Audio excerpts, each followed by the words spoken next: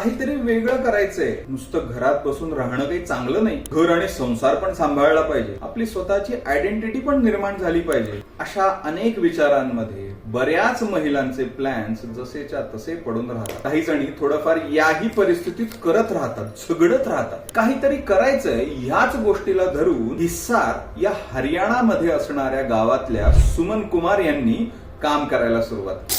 लग्नाच्या आधीपासून अकाउंटंट म्हणून त्या काम करायच्या. तो अनुभव होताच पाठीशी. पण लग्नानंतर काही आरोग्याच्या तक्रारी सुरू झाल्याने त्यांनी नोकरी सोडली. त्यात मुलगा झाला. मुलगा झाल्यावर त्याच्याच नावाने केशव फॅशन्स या नावाने त्यांनी काम करायला सुरुवात केली. व्यवसाय सुरू करण्याआधी त्यांनी तंत्रज्ञानाचा वापर करायला शिकून घेतला. त्याच्या आधारे व्यवसाय किती मोठ्या प्रमाणात फोफावू शकतो ह्याचा त्यांना अंदाज आला होता. केशव फॅशन्स वेगवेगळ्या प्रकारच्या कॉस्मेटिक प्रॉडक्ट्सना विविध ऑनलाईन मार्केटमध्ये विक्री करतात. अगदी साधा आणि सामान्य वाटणारा हा व्यवसाय असला तरी आज लाखोंचा टर्नओव्हर दर महिन्याला केशव फॅशन्स करतायत. मिशो, अमेझॉन, फ्लिपकार्ट या वेबसाईट्सवर केशव फॅशन्स मार्फत सगळ्यात जास्त सेल होतं. याचा सगळ्यात मोठा फायदा असा झाला की सुमन कुमार यांचा कॉन्फिडन्स प्रचंड वाढला. महिन्याला साधारण सगळा खर्च वजा जाता 2 ते 2.5 लाख रुपये त्या कमवतात. तुमचं गाव कोणतंही असो,